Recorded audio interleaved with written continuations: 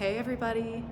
So I am here at Hotel Kansas City getting all set up for my next healing painting class at the hotel.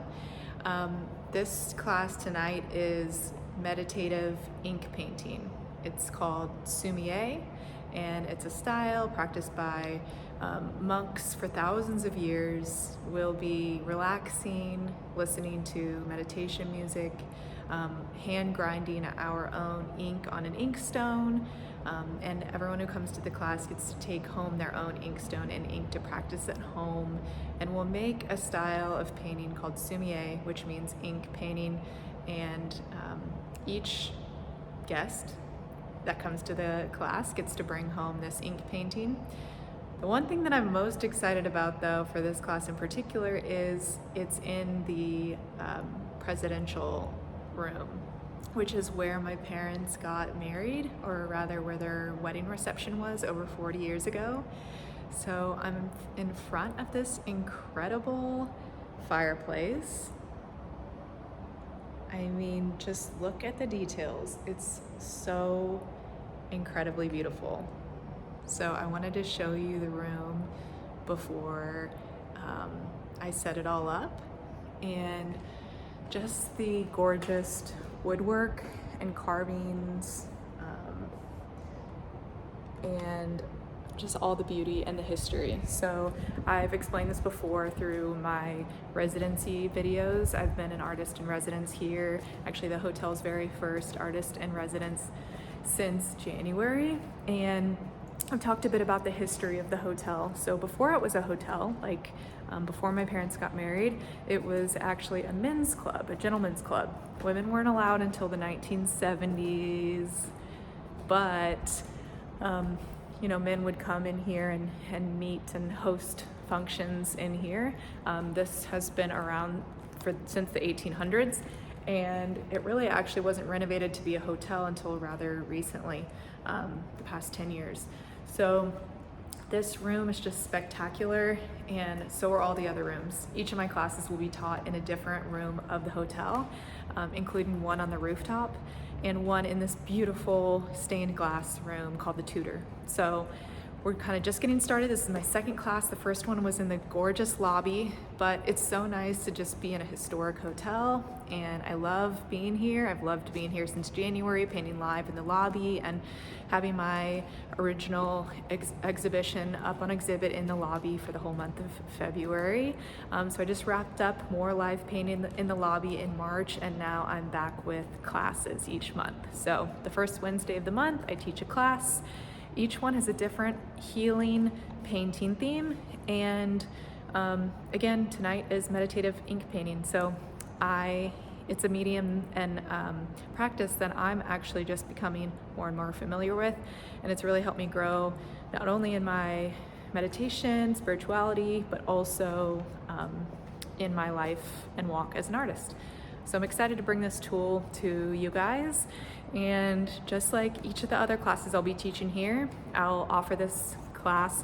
I'm giving in quotes because it's a real class.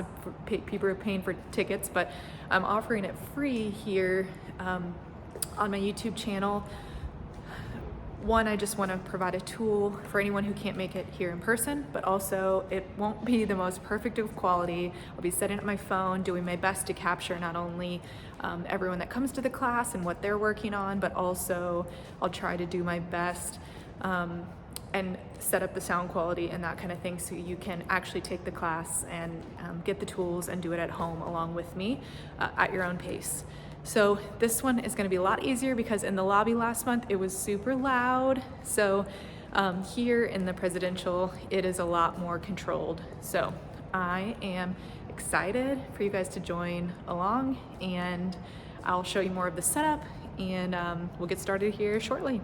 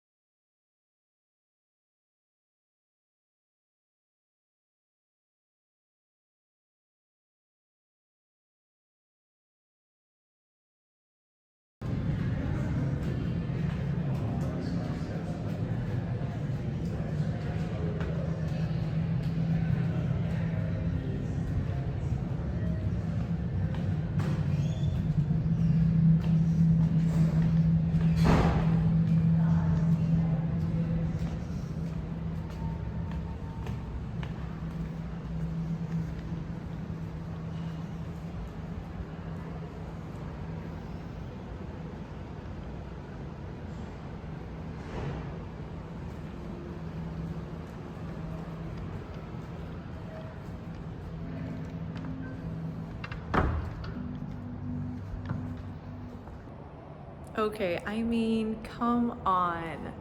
If this isn't seriously like the most beautiful historic room you've ever been in, then I don't know what kind of places you've been hanging out in.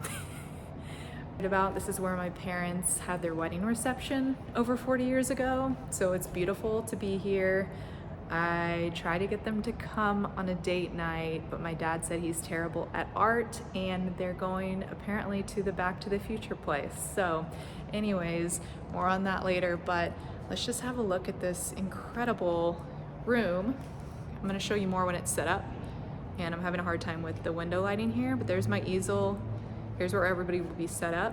I mean, it's just such a dream to be in here. Okay, I'm excited.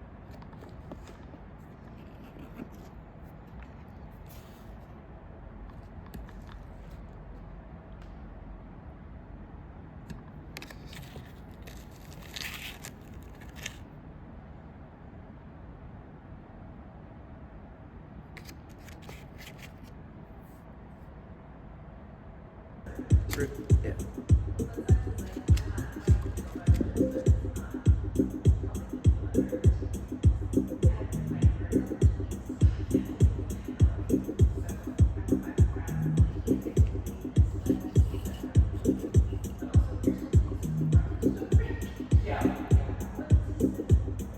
Oh.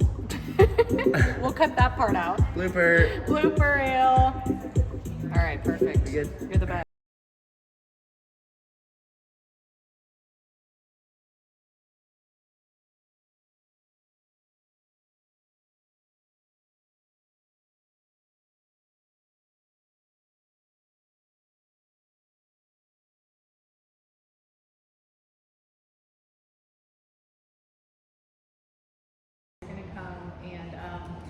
I'm just happy all of you guys are here.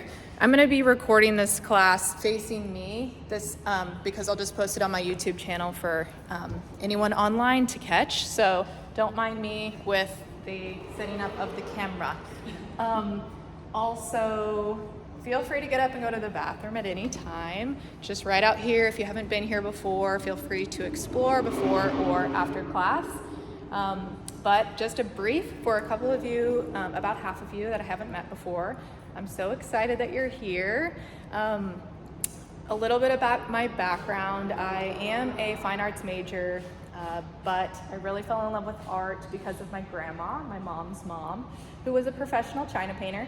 And we were just super close. She died at 97. So there were so many things we did together, but mostly we made art together. It was left such a permanent impression on me that I got one of her flowers tattooed on my arm. My jumpsuit can't really see it, but at 95 she came with me to get it tattooed.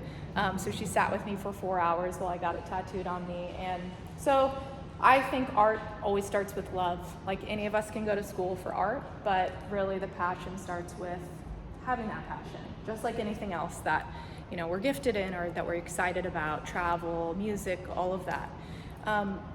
So today we're going to learn a meditative practice. There are a few practices within the medium Sumi-e, and this is a very old practice. So it's been Japanese, Chinese, originally Japanese, Chinese. There were many monks that practiced this and still do, and we are going to learn something called the Enso. Has anyone heard of the Enso? Okay, Rachel, of course.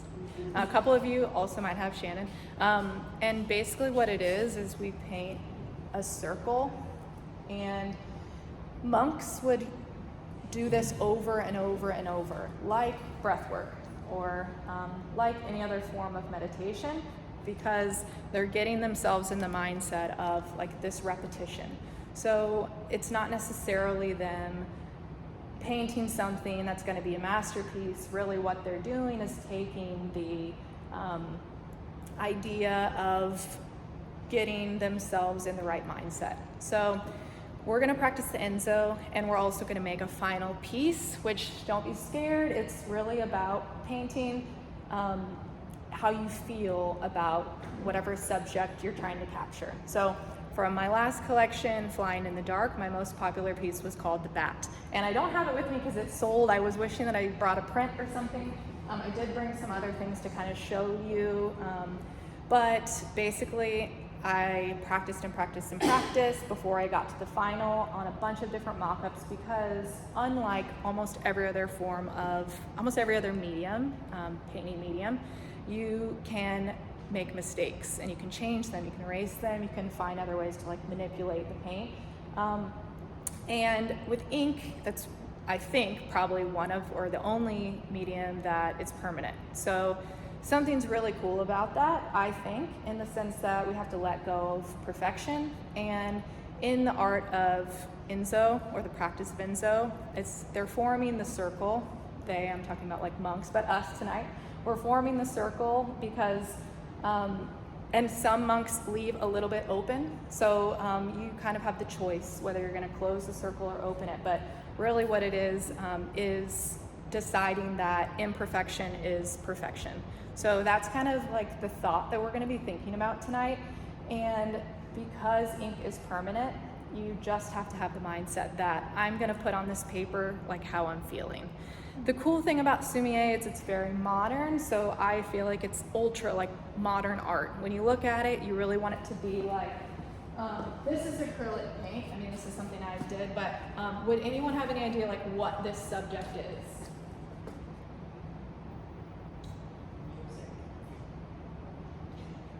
Else? Probably when I say it, you're going to get it a little bit, and that's kind of the point. Like, it's in the eye of the beholder. I'm painting the subject that I'm feeling, but it also is like about the strokes. So it's a tree with a sun. A lot of times in Japanese and Chinese art, there's a lot of red in there. I have a hand stamper with red ink tonight too, that if anyone wants to stamp their piece at the end, it's really cool. It's like a marble block. I only have one, but I love working black ink in with red, and even in my piece, the bat, I mixed red ink in with the black, so it was like very, almost looked like wood, like a deep maroon sort of, like more brown, less black. So there are many options, but today we're just gonna go in black. Okay, so I've kind of told you guys, one more thing, sorry, I brought these two very special things. I got into Sumi-e ink, or Sumi-e painting, because my grandma, kind of, when you get like God winks, or however you want to think about it, but it's like something happens and you're like, whoa, that's crazy that I stumbled upon this. And then you're like, why did I never know about this before? And then it just comes to you at the perfect time. So right before I was working on this new collection, I've had all these things that happened to me last year. I had a miscarriage, I lost my left ovary, had a lot going on at home, and basically I had to quit work. I shut my shop down of 10 years, and I just basically like sat in my backyard, and I would just like sob, and I'd heal, and I just like got to paint and write poetry and like really hear nature again. So in that time, I had just all the time, instead of grinding it out and running from one thing to the next as we do with work. I stumbled upon two things. So my grandma, when she went to China, as she did many times, she was a professional China painter, and it was just a thing that she loved. She brought me this special brush in this really cool box, and I found it. And even if I don't write or paint calligraphy, but I love using this brush, and it really started getting me into Asian art and just the practice of it. I'm no expert, and I just want to be very transparent that this is the first time I've ever taught a Sumi-e class. And I've taught many art classes before, but I'm excited to teach it and just learn alongside with you guys. So I would love your feedback and all of that. But I found this Sumi-e Japanese black ink painting sketchbook that my grandma had gotten at a Fifth Avenue store in New York, so very chic. And I opened it and found that her painting was the very first one in the book, and it's in the style of Sumi-e painting. So this would be like a traditional Sumi-e painting. And we're not going to do a landscape like this today, like maybe save that for another class, but we're going to do more like strokes and the Enso, painting a circle, and come up with something very a modern art, kind of more like that, and like my painting the bat, where we're painting the subject. But a traditional Sumi-e landscape would look like this. You'd be using various shades of grays, light grays, very saturated blacks, and tones that when we hand grind the ink, you'll find out how to make those tones. So less water means it's more saturated. You know, you guys will get the point, and some of you are artists. I'm gonna find out more. If you're a beginner, we're all beginners, really, honestly, and I'm a beginner in this style. But when you paint with Sumi-e, if you're working with black ink, we're just gonna kind of go through the different ways that we can get levels of saturation. We're gonna practice that on the practice sheets that we have, and I have more. So some people like to get like really messy. You can also use that paper and make like different marks on various parts of it, and I have more to give you. Also, I was talking to Rachel about this. This room is big, and I kind of like requested this room. This is where my parents got married 40 plus years ago. So it has good energy, and I love that it's very spacious. So we have these big pieces of scrap paper. If you feel like you need room at any point when we're kind of like, we're gonna take, I don't know what happened to the music, but I'll get that back on. We'll get the vibes going, and we'll kind of go through the practice. And once we start getting into it, if you want to move out and sit on the ground, or sometimes in Sumi-e painting they have these huge brushes, and I have two pretty big ones, like this is one, and there's another like more of a loose head here. If you want to do like this, sometimes people will lay a huge cloth, like a huge sheet down, or canvas tarp, and they'll paint like this and do like with splats of paint. And so we can't really do that today, but you'll have to look up a video and see what that looks like. But really, if you want to get crazy and wild at your house, you can get a bunch of ink in like a paint bucket and just like, have at it. We go to a park, and I think that would be a fun tapestry to hang on your wall. So now that we're doing the small version, you'll be an expert, and you could do something big soon. Okay, so I'm gonna get that music back on, and we're gonna start with just a little bit of breath work, and then we're gonna get going.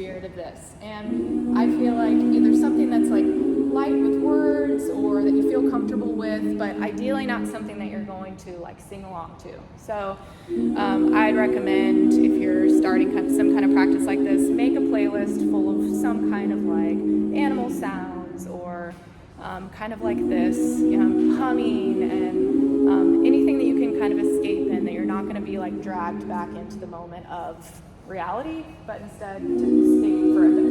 That's kind of the point of this medium, is to slow down and to kind of just be present in the moment and just be where we are right now. So that's what we're going to kind of practice today. So many different breathwork techniques that we could do, but can you hear too loud? Is the music loud? Okay. One second.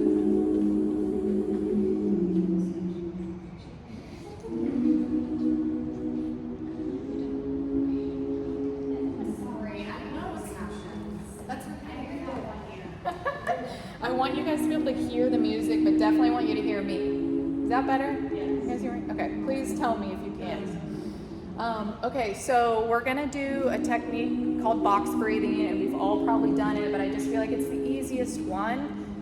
One thing, we learned this in the last class, and if you come to another, I'll continue to teach this. When you paint, it's essential to have breath work.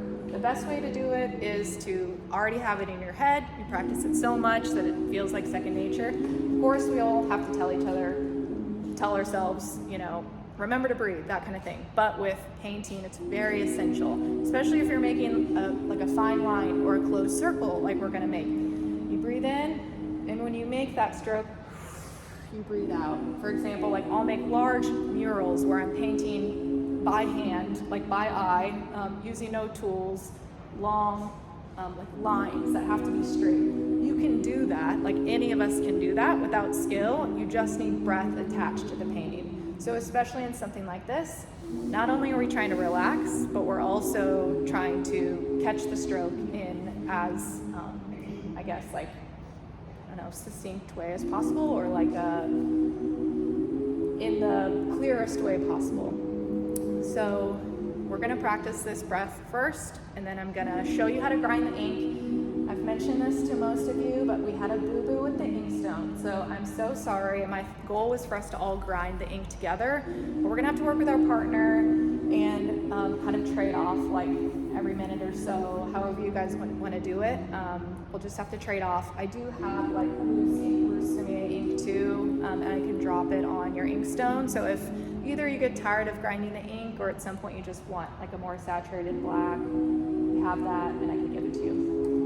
Okay, so everybody close your eyes. We're just gonna sit here in this moment and remember where we are. We're in this beautiful, historic building. We're with community right now. Some new faces, some old, some that we're used to. But we're just gonna sit in this moment because we only get this moment once. We can't go back to the past, and we're not yet in the future. So we just have now, and our brains are gonna thank us for doing something a little bit different. Sometimes just getting out of our comfort zones can feel really nice and make us feel like kind of we're a whole new person just for this moment or just this night. So let's enjoy it. Just enjoy being together in each other's presence, because that's not something that we want to take for granted. Just the fact that we can be here, we have another day, and that we have each other. So first, we're going to breathe out for 4 seconds. We're going to hold it for 4 seconds. We're going to breathe in for 4 seconds. We're going to hold it for 4 seconds. And then we're going to keep going. We're going to do that for a minute or two, and then we're going to get started. Okay, ready? We're going to breathe out first. 1, 2, 3, 4. Now we're going to breathe in.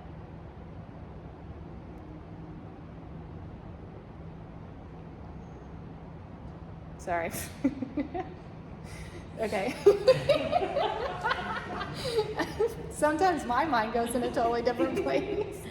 Glad to know we're human, right? Okay, ready? Everyone close your eyes. We're gonna start over. Okay, we're gonna breathe out for 4 seconds, and I'll do it, and then you follow along. Were you guys like, is she gonna count next? All right, I'm glad you're with me. Okay, starting over. Ready? We're gonna breathe out for 4 seconds.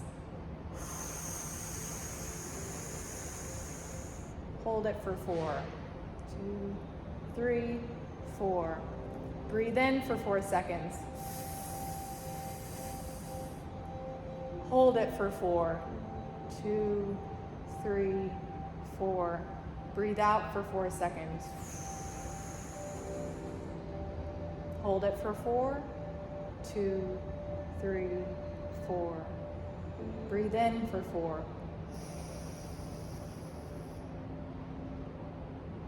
Hold it for 4, 3, 4. Breathe out for 4.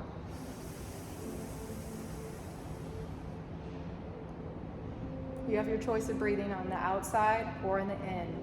Keep going on your own accord. We're just going to do this for another minute or so. When you breathe in on the inside of your body, it keeps the heat in. So if you're feeling a little cold, make sure you breathe in with your nose. If you're feeling a little hot and you want to let things go, breathe out with your mouth.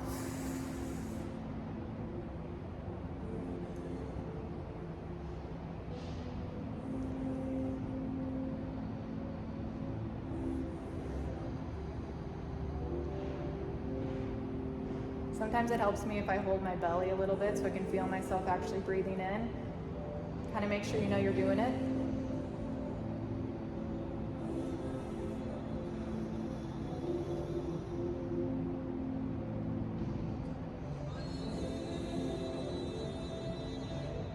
Okay, good.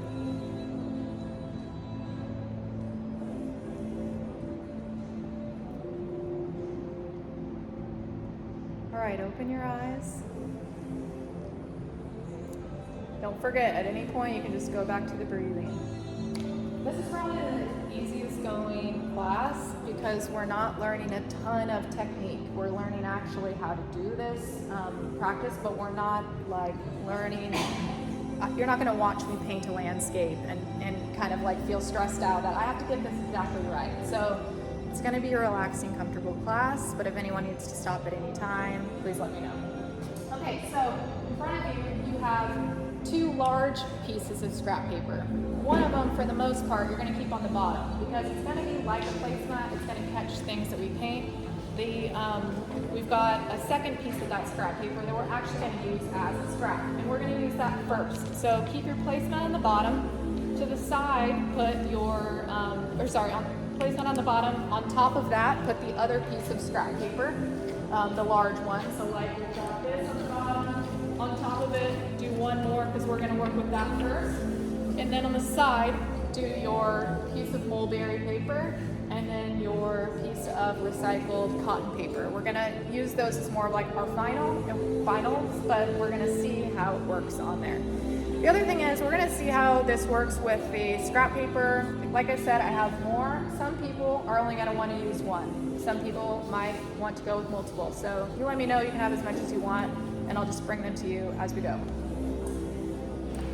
The first thing that we're going to do is learn how to grind on the inkstone. And this is the difficult part because of the fact that we have to share. So apologies, and we can do it however we want, but at least half of us, we're gonna grind together. The rest of us are just gonna kind of like relax for a moment. And I picture that we can kind of go back and forth, we can trade and let the other person do the step and maybe go back and forth because it's gonna take us a good like 5 minutes to get enough ink that we need to kind of move forward. So the first thing that we're gonna do, everyone has a water droplet. Some people might have their own or dropper, and then others, most of you are going to be sharing. So open up your water glass, and you're going to fill that dropper. And as we go, I do have a thing of clean water. So I think I actually have 2 things of clean water. If anyone's like super OCD, and I completely understand if you are, There's also that water over here, so if you want to get your own glass. Some people want to use fresh water every time they go back in to add more water, but it won't matter because we're only using black ink if you take the ink that is in your water glass that you'll be washing your brush with it. So in the beginning, it's not going to matter. So we're just going to grind the ink. We're not going to use our brush. So you're going to keep adding water droplets as we go. As we add more ink, more water, more grinding means more ink. But then once we use our brushes, you're going to wash them off kind of every time in the water, but it's going to be shades of black and gray, so it won't matter. But if at any point you want like fresh water on the side to keep dropping back, feel free. Okay, so the first thing we're going to do is we're going to take our inkstone. Does everyone have one? You two might have. There's the lid on it. Take off that lid, and you can just set it to the side. The part, most of you have the round one. There's a little part in the middle where we're going to drop the ink and we're going to grind it. If you have rectangular, you're probably not going to be able to do circle. You're probably going to want to go back and forth. So if you have this stone that looks like this, you're going to drop it here in this part right here. And it'll hold and catch the ink. We're going to grind it on this part as well. So you can set the top to the side anyway.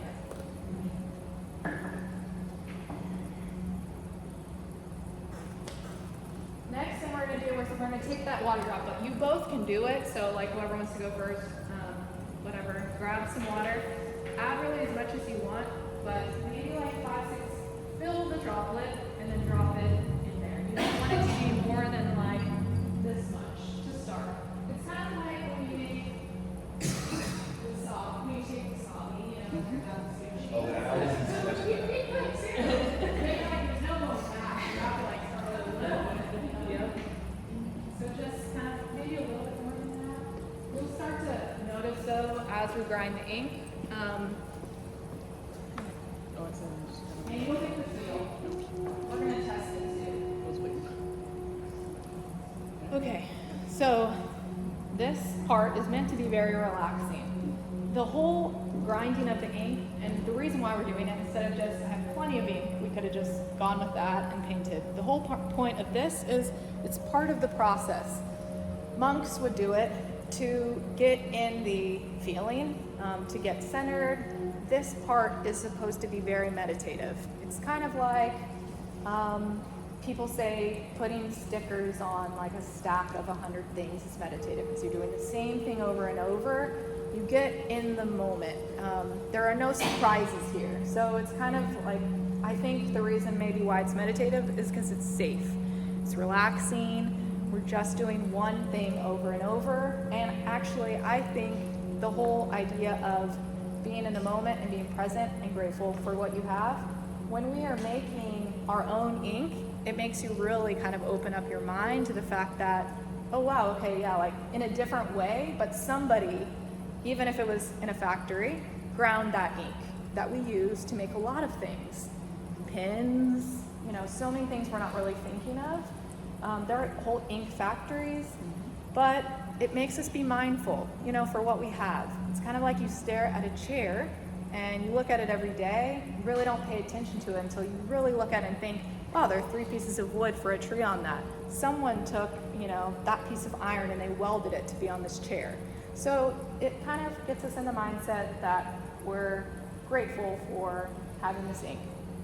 Okay, so whoever's going first, we're going to start, and you're going to, I think you should at some point after you start feeling comfortable, you don't have to do it now because we're really like getting used to it, but start to close your eyes and just like take a couple minutes to do it. We're going to switch, and you can do it at any time with your partner, but what you're going to do is just literally, like there's no learning, it's just going in a circle. If you have the rectangular one, you might have to go back and forth like this. And if anyone that has the rectangular one doesn't like it, you can switch to a circle. But you go a little bit hard. It's gonna get better because right now it feels like nails on a chalkboard, but it'll start to get smooth as you grind more ink. It'll feel and sound less like cringy. And it'll, Oh, it kind of does. Or like insects, yeah. That's a really good point. I love that. So yeah, for those who haven't started it yet, it's kind of fun because you can really listen and hear like the symphony in here. Before switching to your partner, just be in the moment and like really think to yourself. You can go slowly. You're just gonna keep grinding. Use that breathwork technique. And I don't want this to feel rushed. Again, apologies that we have to share.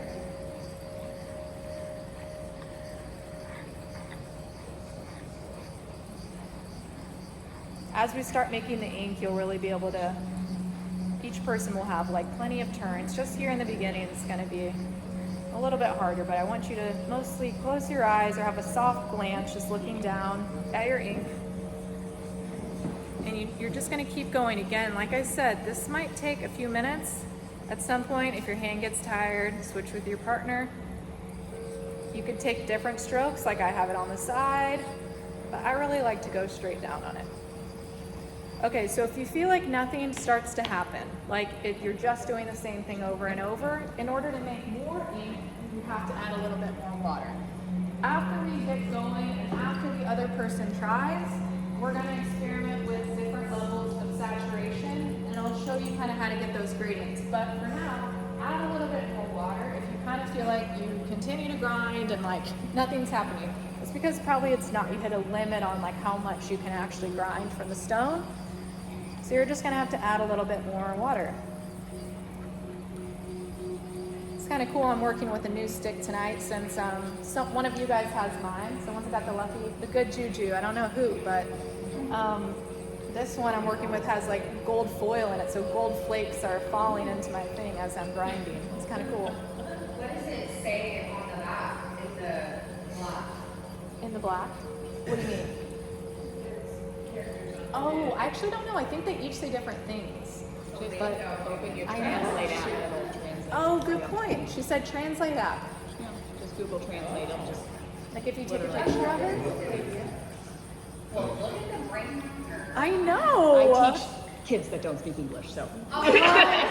See? You're younger than me. Somebody. Think of all the gifts we have in the room. Exactly. Like we've got a translator here, That's like, it's such teacher. a thought there. I'm like, I know.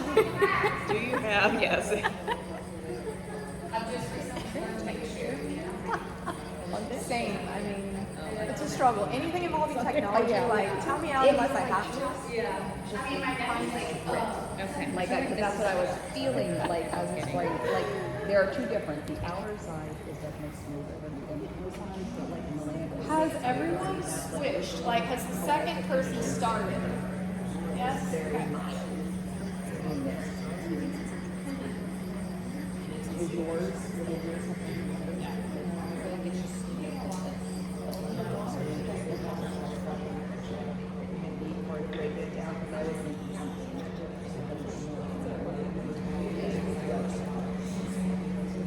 Yeah. Yeah. Like when she was describing us, All right, guys, so we're gonna now test on our scrap paper a couple strokes. We're not gonna do the Enso yet, the circle technique, until we figure out our saturation levels and kind of get the hang of that. So take your brush, and I have more up here. So Ellie, I think we had a different set. Mine are like really close. Okay, great. So I'll have to give you a link now. It's not. Okay, cool. I have plenty of new and old brushes, so if you want to trade with your neighbor or come up and find one for me, if you're not feeling the one you have, then sure. Then you can find one. Okay, so take your brush, and I'm going to show you up here. When you aren't using your inkstone, you can set it on the lid if you want. It's kind of just like a spot to set it. I have this really cool like brush setter too that's over there that I'm not gonna use, but if you want to get it out of the way, you can just set it to the side. But for now, we're going to take the ink that we have in our stone and just test that with one single stroke on your paper. Sorry, thank you guys. You can just wet it in the ink. You should have enough. If anyone doesn't feel like they do, grab me if you have any questions, but you don't need any water. Should your brush bend at all? Okay, sorry. Another good question. If you have a very tight brush to begin with, dunk it a lot in the water. In this water? Yeah, and you can dry it off if you want, but like you can really like honestly like smash I it was in wondering, I there. was like, if you want me to come out and know that. It's a first timer. Yeah, that's what I figured about Thank you. before I did that. Thank you so much for asking. And anyone else have like a super tight brush and nothing's happening? Yeah, Okay. Okay, good. If anyone's just like too tight, that like it's not moving, let me know. I'll trade you. Okay, so if it's once it's nice and saturated, it's gonna look almost like hopefully like close to black on your brush, but all of ours are gonna be different. And I'm gonna show you the different strokes. But in however way you want, some people want to make this strap a piece of art. Some people are just learning the techniques, so do it however you want. I'm more of like a get to know it. I'm not making a piece of anything right now, but if you guys feel like you want to like make something with this, feel free. But we're just gonna take a stroke and get the hang of your brush. So all of our brushes are different. Some are big, some are small. They all should be pretty loose. With these brushes, you can do what I just did and make kind of like really push it down. And then if you watch me really quick, you see how I've pushed it down and it's laying like almost flat on my canvas? Well, I can pick it up and make a point too and go like that. So just get the hang of the brush at the same time as we're feeling what our ink looks like. So if you see mine is like a medium gray. It's not too light, but it's also definitely not saturated. So for me, I'm trying to get like a really black. That means that I need to keep grinding my ink. And I'm gonna add just a little bit more water because it's just feeling kind of dry. And like for the next thing we do, we definitely want more ink. And just to be honest, like I said, it really would take one person about 10 minutes to fully finish up.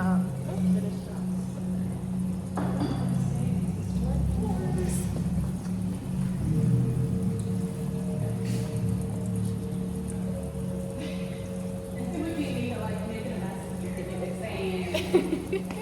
Okay, so keep grinding if you want a darker black. What we're going to do right now is one, test the brushes.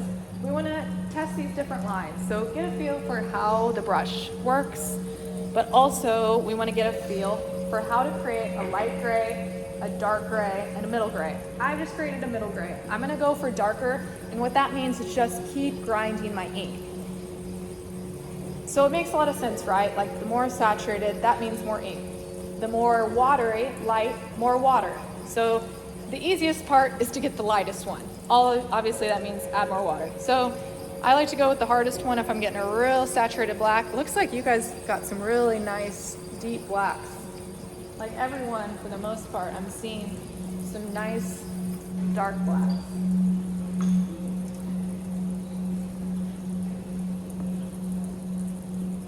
There are other techniques that we can do with this. Obviously, if we're on the floor and with like a much larger brush, it's gonna be a little bit hard for me to show you. I'm gonna try to take my canvas and like not make it quite so raised. But let me just show you. You can make like a splat by doing this. Hit with your finger on the edge of the brush, and that kind of creates some fun texture that, let's say you create a piece that has a line like this, but you want some splats to just like spice it up. You hit your brush, but you've got to have a little bit of ink on it for sure. It can't be dry. So experiment with that too if you want. With your paper towel, if you want to get that nice point, you can do it on your canvas or you could do it on your paper towel. You just kind of dab your brush so that you make that nice point on the end. You can make little, if I was going to make a tree, I would take my brush and point it, and I would make little strokes like this. You can do so many things with this brush, creating those vertical lines, but also just like completely flattening it.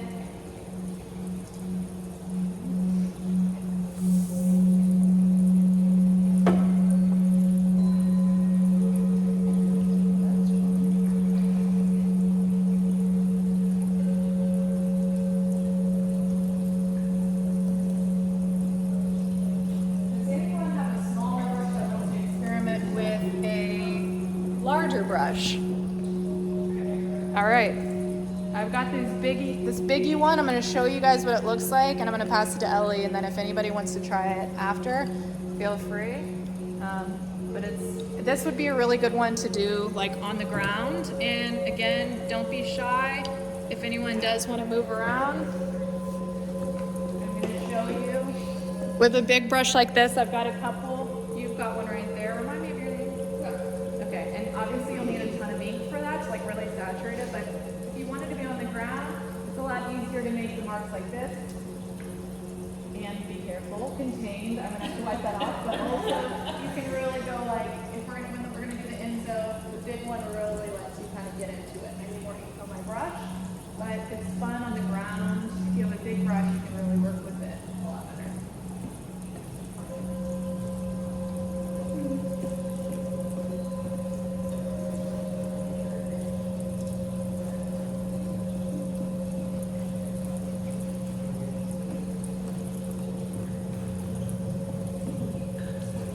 All right, so we're gonna take another minute or two.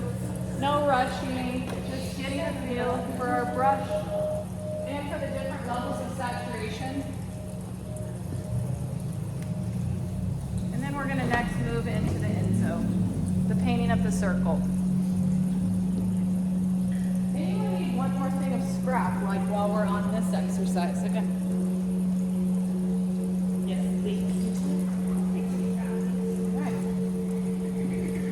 So the splatters that I'm on my dress are there for life now. Let's see now. I mean, I can live with it, say la vie. I'm just curious.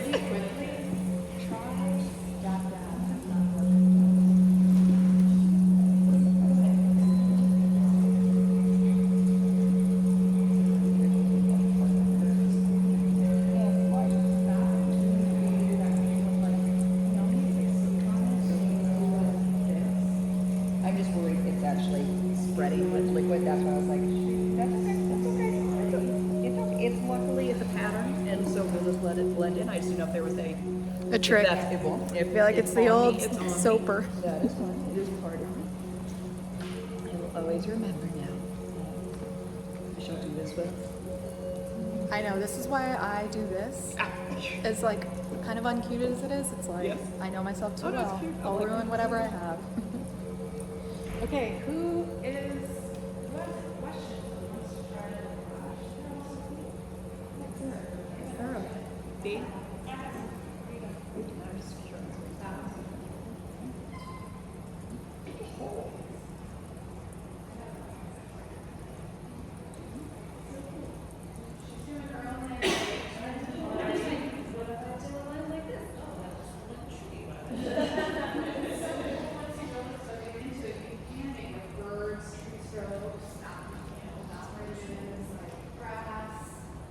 There's honestly, you could do so much with it, and kind of I love the fact that it's just very modern. That it feels like we're just working with black, so it simplifies everything.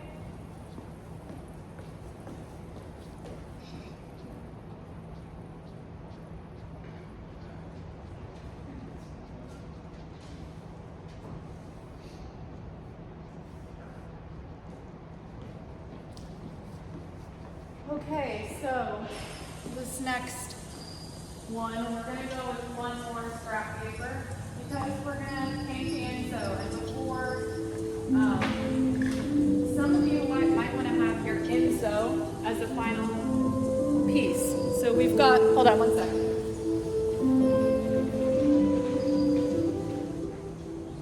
Some songs are louder than others. Okay, so we have two, what I call like final nice pieces of paper, or our canvas. So we're gonna make our final pieces. Don't make it feel like it has to be stressful, but it's really like something that ideally maybe you'd wanna hang or gift or like really think about later. These are for experimentation, and then those would be like, if you wanna make a final piece, kind of like this, like some kind of, a couple big strokes in the form of like a subject you're thinking of. Or you can create some kind of landscape or like things that you guys are all making right now, like fun strokes. So there's no right or wrong answer, but we're gonna use the mulberry paper and the recycled cotton paper as like our final two. I was thinking if you want to make the Enso as a final on one of them, and then make more of like a stylistic piece on the other one. But you could choose to do both one way or the other. For now, we're just gonna do one more scrap to test the Enso, and some people will want more space.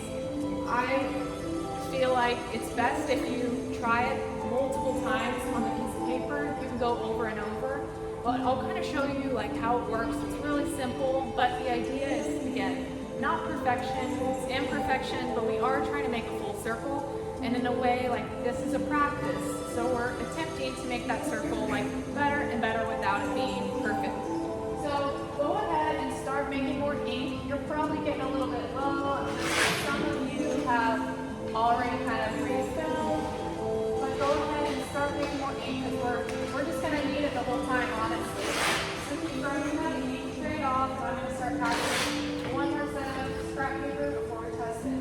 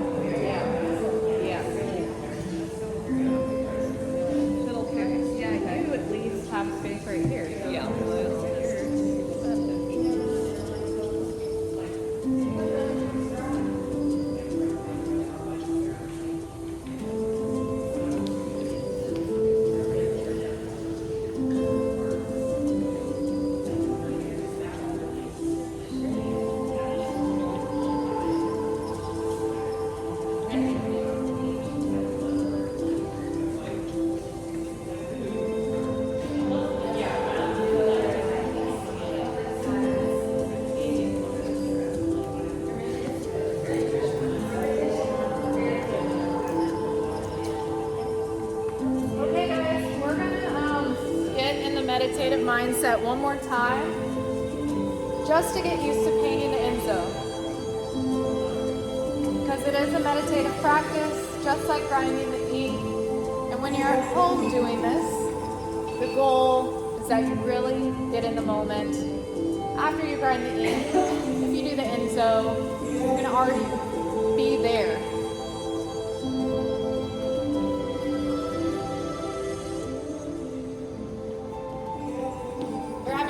Issue, so I've got my Marshall speaker here, so sorry it's over there and hard to kind of control the sound quality, but okay, so we've all got our ink and we're gonna work everything together. We've ground the ink, we have our breath work, and we're gonna paint the Enso. So I'm gonna give you, just like in the watercolor class last week, I gave you a 3 you'll start to see that my job here is a little bit harder just because like most of the time, unless you're painting with acrylic, things are gonna drop. So don't judge if they do. I'm really just here to show you how it looks. So don't judge if you see some dropping. It's really just because I'm vertical and you guys are horizontal. But you'll get the point.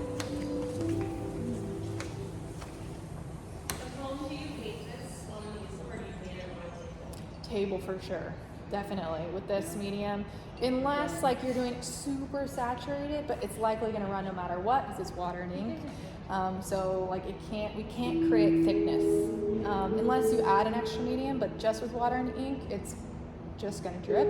So you have to do it flat.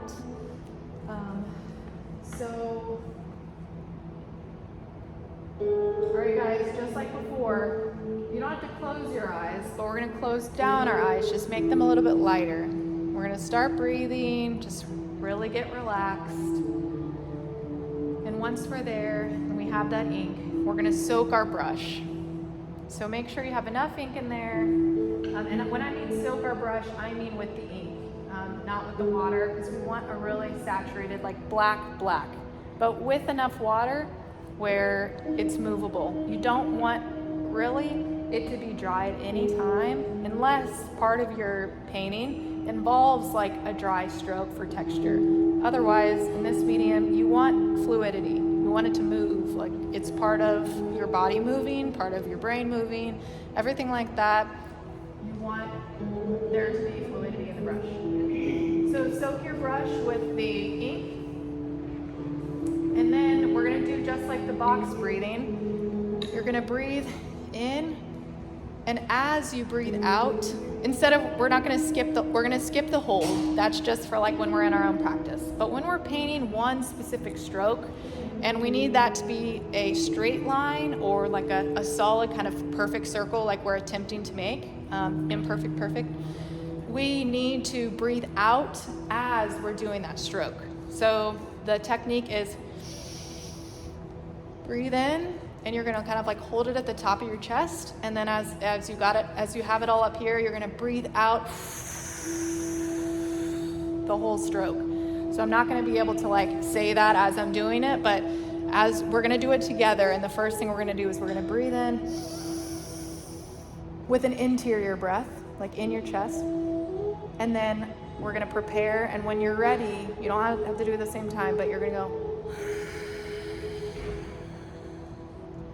It's most important to do the inside breath on the inside, but when you're breathing out, if it's easier on you, or if you feel like you get the most like, you have the most control with, do that, but I like on the inside. So it's just gonna, and also like feel free as you're making these circles, feel free to practice without breathing. Like I promise it's gonna be more shaky. Your breath has so much, our breath is so much part of our life. You know, we take it for granted because we just do it all the time, but it controls everything that we do, including if we want our brain to have control over our hand, the breath comes into play too. It's like they all work together. Okay, so everyone ready? Get your brush soaked in the ink, and we're gonna breathe in. When we breathe out, we're gonna create a circle.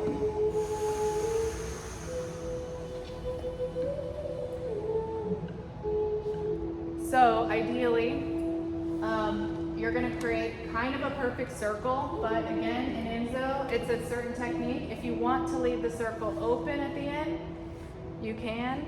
This is about your own practice. So it can be however you want it to be. If you want to create a bunch of different circles on here, just to see how it feels, and see if you like closed or open circles. If you're a person that just wants like one, you also can save that for the final. If you know you want one on your final piece to make it like really cool modern art, you just hang like one open or closed circle on your wall. I think that's pretty dope.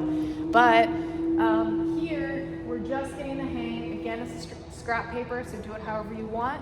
Try to let go of any judgment of however you're feeling.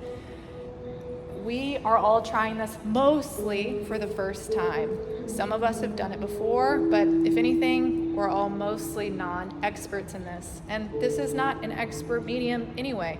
No one's an expert in art. It's in the eye of the beholder. It's really about our own practice. You can't look at one person's painting and feel like that's better than another person's painting. Obviously, skill comes into play. But with Sumi-e, this is about embodying the feeling. So that's really what we're doing. Don't worry about what your circle looks like.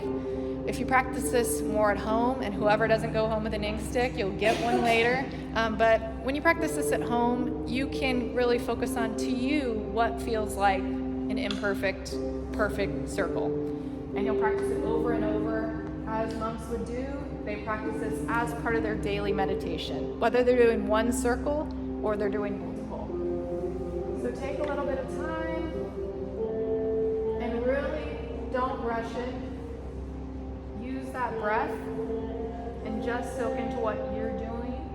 You don't have to worry about anyone else.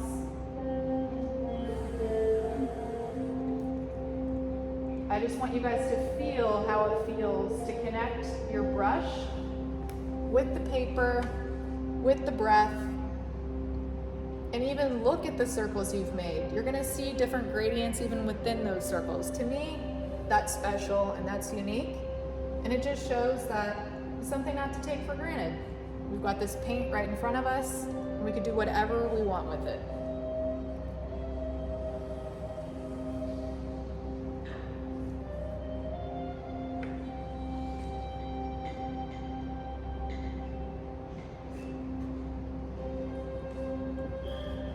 So to be honest, I literally just put my brush in the water for the first time. You really don't even need to do that most of the time. I just continue to add water into my inkstone with the droplet. But if you feel like you want a fresh start with either like a very, very light gradient where you're like picking up just a little of the ink with mostly a lot of the water, then for sure wash out all that ink. You've got your paper towels. If anyone needs more, just let me know. But this is one of those mediums where you're not having to constantly wash your brush. So that's kind of cool.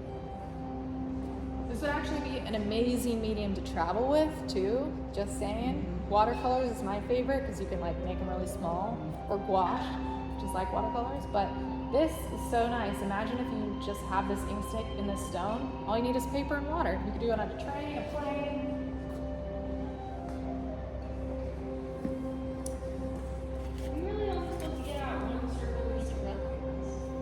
Yes. Can you be like, It's like, you could, but you're supposed to do it slowly, like that. So you don't need to do it fast, like it's supposed to be. And think if you had that big brush, like I don't know who's using it now, but if you had a big piece of paper and you're using the big brush, you could be like stirring the pot with a nice cup of soup.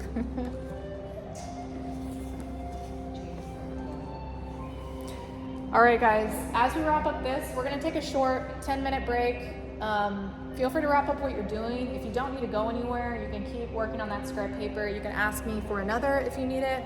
But before we get into our two final pieces, which we're gonna take the last like 40 minutes to do, we're gonna take a quick 10-minute break, bathroom, drink, relaxation, or stay in front doing what you're doing.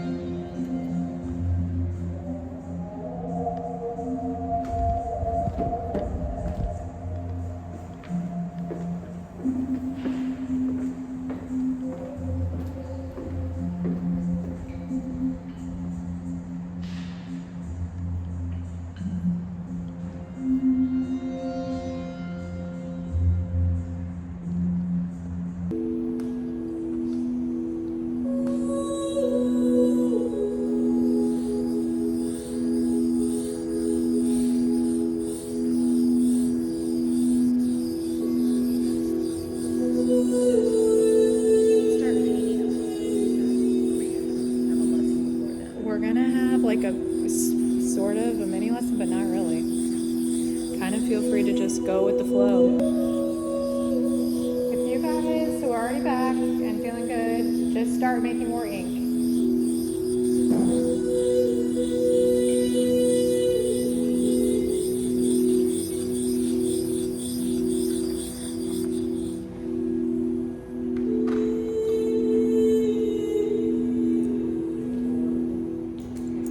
The next paper that we're gonna paint on is mulberry paper. So I guess when everyone gets back, that's the one we're gonna start on. But feel free at any time if you want to like get started on anything. There's no agenda here. It's really just however you feel. I'm just gonna kind of walk you through both papers, and there's no again, we're not painting something in particular. I would suggest you do something like the Enso on the mulberry paper, perhaps, but they work very differently from each other. Like, these are just layouts of my experimentation. But if you want to make like more normal strokes, you do like this and not transparent, and then send out the light that you want to keep it. How I just let it be your house. Really just hold the mulberry paper for a bit, and I'm going to read you a little bit about how it's made. And just, I want us to be like grateful for this paper, the fact that someone made it.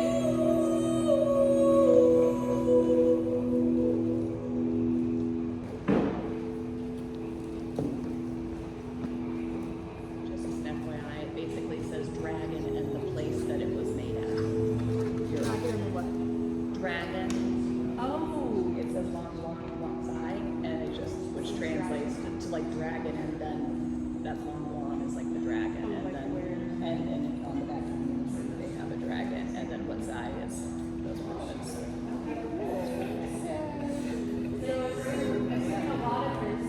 I assume they probably all just say like, yeah, just it's essentially like the company name, and then that's so cool. the products. Can I see the back of it? There's like I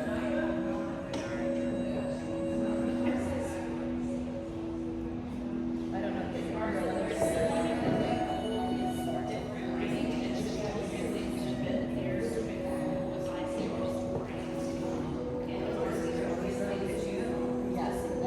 is the short.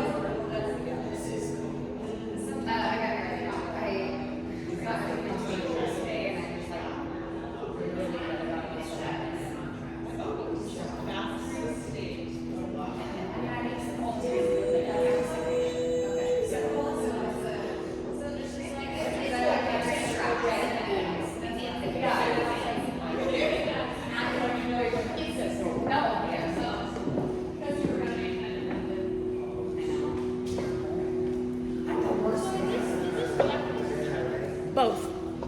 Originally Chinese, and then I believe the Japanese took it on. Okay, I'm going to read you this about mulberry paper, at least this specific kind. Has anybody made paper before? Okay, cool. So it's going to sound like just like what you've done. Like I've made paper many times. I should have brought some of my homemade paper, but in college, I took many fibers classes, and we've got some other art majors in here. So if you've made paper, you're going to understand the process, but it's just kind of cool if you haven't to wrap your head around like the physical process to make this. So the process of making mulberry paper involves many steps.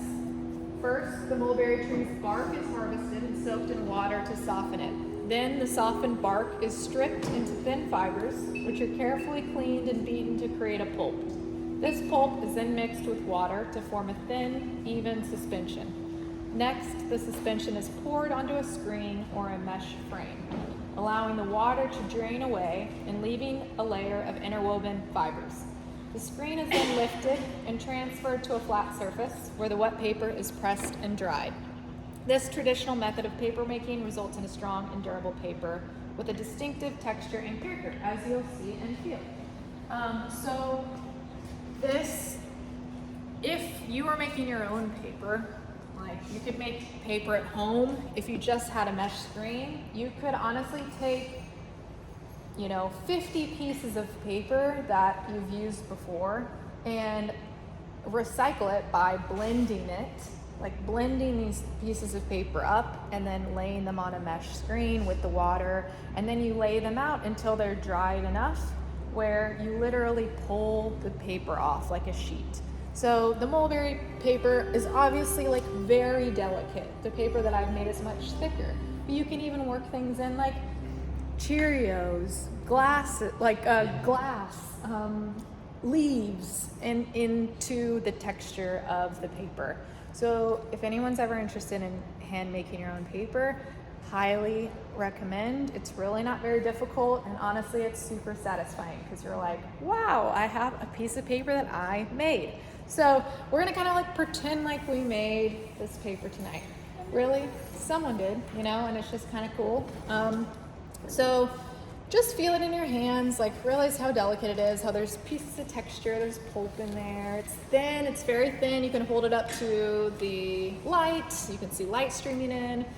I think this would be a really cool piece of paper to hang, whether it's in a frame or like a backless frame so you can see through it, or you want to hang it up somewhere where it goes or like hangs out in front of the wall so that you can actually see the background behind it.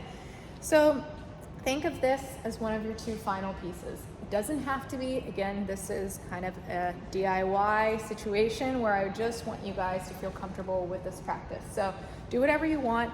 I think I'm gonna make an Enso for my mulberry paper because I want it to be very simple. So I'm gonna do like a nice circle on it, and I'm actually gonna do a red ink stamp on it. So I'm going to show you how to do that, and if anybody wants to stamp theirs, we can pass it around. Like I said, I have the one, but it's also very satisfying because the ink is like feels like jelly kind of. So don't steal it from me. I will find you if you have it in your pocket. Okay, so does everyone who took a break, do you all have ink? Have you made the ink? Does anyone need more time? Okay. So we're not gonna have like a tutorial, we're gonna do whatever we want for this piece. If you want to make it like your scrap, like if you're getting into the groove and making leaves, making a landscape, and you want to keep going with this piece of paper, great. Or if you wanna do one thing and focus on it, that's what I recommend. You take those scraps that you did, where you practiced the different saturation, the different brush strokes, and then you choose one of them, ideally, and you put it on here, something that you're gonna want to hang, something that you feel like genuinely proud of, that you tried something new. And then we also have that second piece of recycled cotton paper that we're gonna use next, but we're gonna get the feel for mulberry now. So I'm just gonna make the Enso. You guys are gonna take this kind of personal time to just make more ink, get in the groove, and feel whatever you wanna make for your final piece. If anyone has questions, let me know. I'm gonna get the music going again, and I will be making my Enso on the ground. If anybody wants to move around, needs more space, wants to sit on the ground, like move your elbows around. We obviously have a lot of space at the tables, but feel free at any time to move around. I've got this one.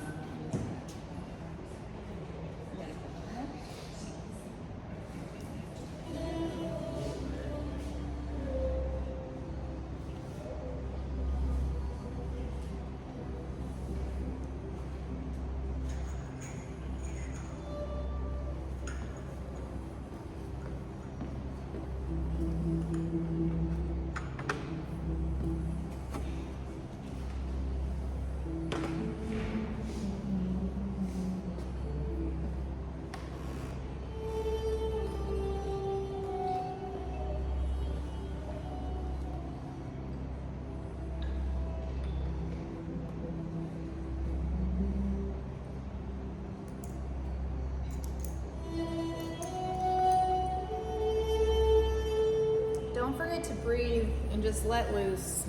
Don't focus so much about needing to pay attention to technique, because this class is not about that. This is about just being present, just relaxing, focusing on practicing these couple of steps: breathing, grinding, connecting our brush to the paper.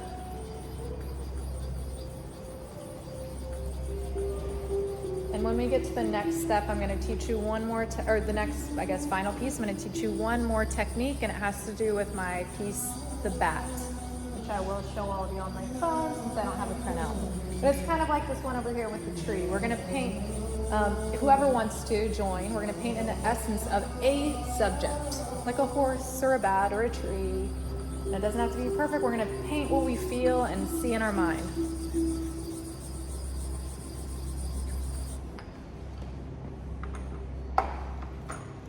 We've got about 3 more minutes for this particular exercise, so whatever you're painting now, just keep that in mind.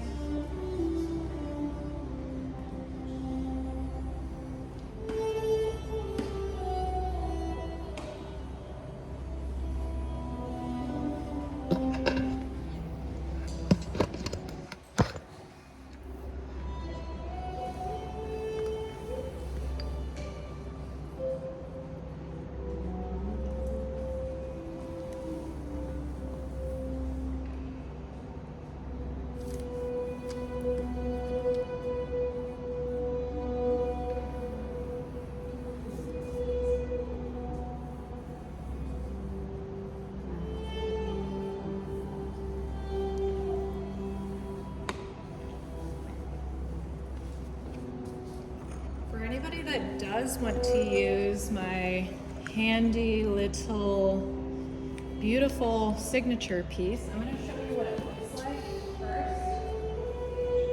Let me find it.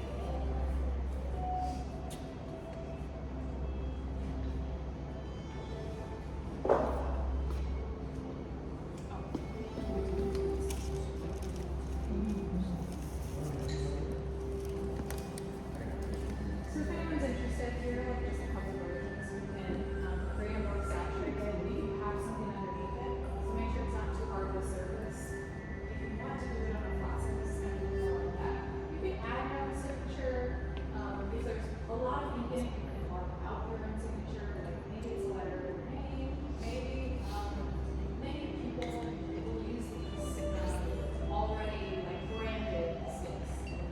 This is just blended out, so if you wanted a signature, you just have to like that. But if anyone wants to use the red, I'll just show you how to use it. It's very easy.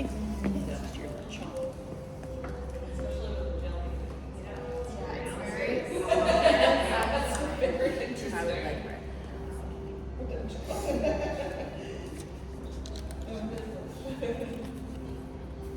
Let's see.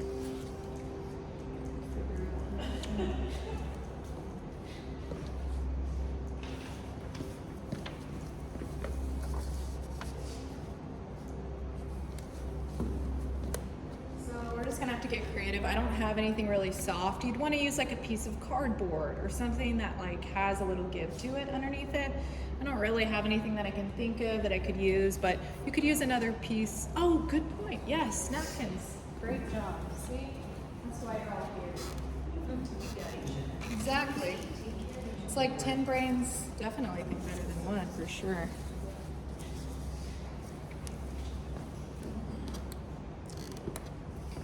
All right, well, it's as simple as it sounds. You're gonna kind of roll it in here until you get enough ink, and it's very satisfying. You might want to hold it up to your ear and just hear it kind of jelly in there. That's part of the process. Very technical technique right here. That's stinging worse than ink, that stuff. True. And then you just hold it down. And make sure you're holding your paper, because this is so thin it's going to come up. As you probably, a lot of you have noticed with the brush, it'll come up when you do it. I'm going to leave the lid over here. Anyone want to start with? Okay, I'm going to just have to let you guys pass it.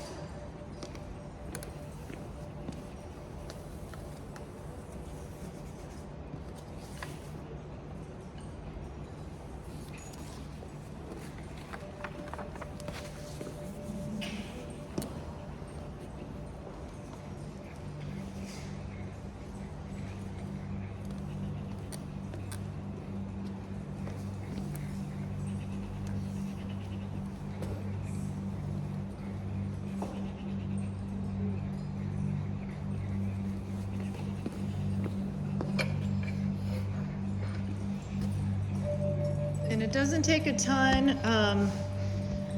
of the red ink. Just make sure you kind of just lightly dab it in there and just kind of do a little signature dot on your paper.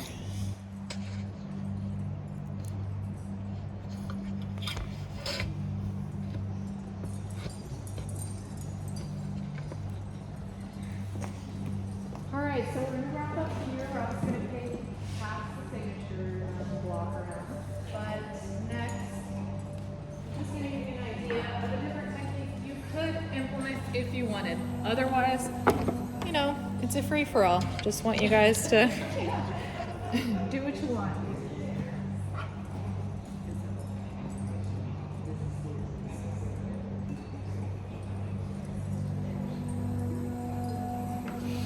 I'm gonna make more ink, and you guys will probably need to do so too. And as we're passing that around, go ahead and get your last piece of paper. It's handmade recycled cotton. I'm gonna come around too as we're trading those out, and I'm gonna grab anyone who wants me to put your piece over here, but you're just gonna have to remember which one is yours, because I won't. I guess it could have been like my old server days. Has anyone been like a server? You know, you count left to right, so you'd be person 1, 2, 3, 4. We could have gone like that, but.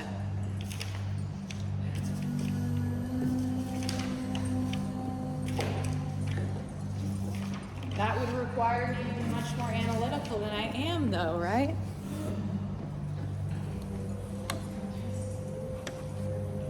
Anyone need to get rid of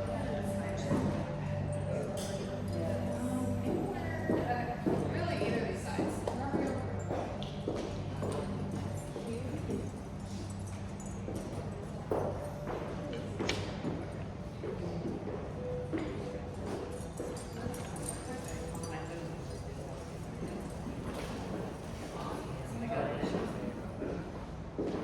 Yeah, because you're looking at it from that side. That is a drawing from that side.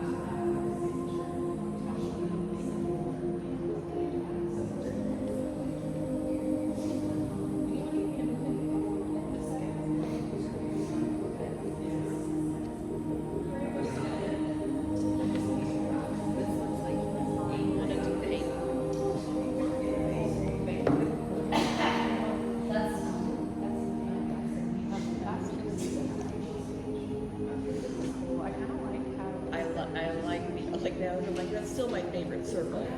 It's my favorite. Yeah, I know, so I kept talking. So cool. Yeah, I like that. I wish I stopped with 3 circles, but I say loving. It's just like, it's so, you know, I can pay more circles, pay less circles. And I'm gonna put up. No, I'm gonna go. I'm gonna mini frame that. I'm like, that's my friend. I'm sending my friend. I'm like, that's my favorite circle. It's like I love that. That's so cool. I'm happy with that. Let's see if I can make this happen. All right.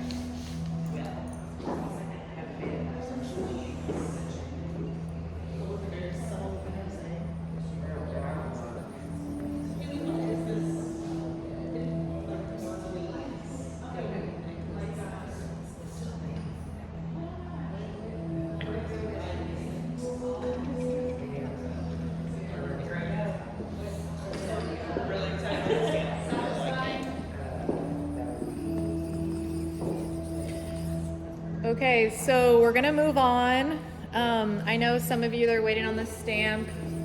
Take your time, but I'm gonna start showing you just an example of something that you could paint. And really here, what I'm getting at is painting the subject that's in your mind. So there's no right or wrong. We're not trying to make this perfect. We're painting the feeling of the subject we're trying to capture. So let's say if you were painting a tree like I've done over here, you'd be thinking about the tree. You'd be thinking about the leaves, the wind. How does the tree make you feel? Do you feel grounded? Does it feel strong? Do you feel the roots under your feet? Do you think about history? What do you think about when you think about a tree? So that's an example. Another example, my piece, The Bat, which I'm kicking myself for not having it. It is on my Instagram and my website. I just am using my phone, so I can't pull it to show you, but it was using this exact process, and I used about 4 lines. I did about 15 practice rounds, and this whole process, I hand ground the ink. I mixed in a little bit of red ink as well, like I mentioned. And then I also had incense, I had music. I got in a whole meditative mindset on a snow day. Highly recommend. But to make a piece like that, a lot of people would think like, oh, that took you 2 seconds. But as we all know today, a lot more goes into something, even if you're creating 1 line, because you're gonna have to practice it over and over. So before you actually make something final. So for this technique, you can use your scrap paper if you want, but also, and again, do whatever comes to you, but if you want to join me, we're gonna make something in the subject that you'd like to paint. So if anyone has any, if you want to look up something on your phone, you can, but also if you just want to think about a subject that you care to do. Maybe it's a body. Your watercolor last week, month, it was very similar. We used breathwork and we did very simple body strokes. Maybe it's a horse. Maybe it's a bird. Maybe, it's lips. Like whatever comes naturally to you that you're really thinking about right now, that's probably what you should paint. Like if there's something on your heart, on your mind, just let it out. It doesn't have to be perfect, but I don't have that piece in front of me right now, but I am gonna show you just a general, so it's not gonna look exactly like I painted, but I'm gonna kind of show you the bat. So bats, and the reason why I painted that, it's a symbol of darkness, but it's also a symbol of renewal. It's a symbol of starting over. So for those who don't know my story, last year when all that happened to me, an actual bat was hanging by my front door, and it was there for 24 hours, so much where my mom, who was with me, and I thought it was dead, and it was there in broad daylight, which never happens. It's like anything can scare a bat. The night is where they live. And most cultures, we think of being scared of bats. They're in our house. We're like, how do we get them out? They have teeth, but they're mammals. They breastfeed while they fly. They have warmth in them, and they're a symbol of starting over.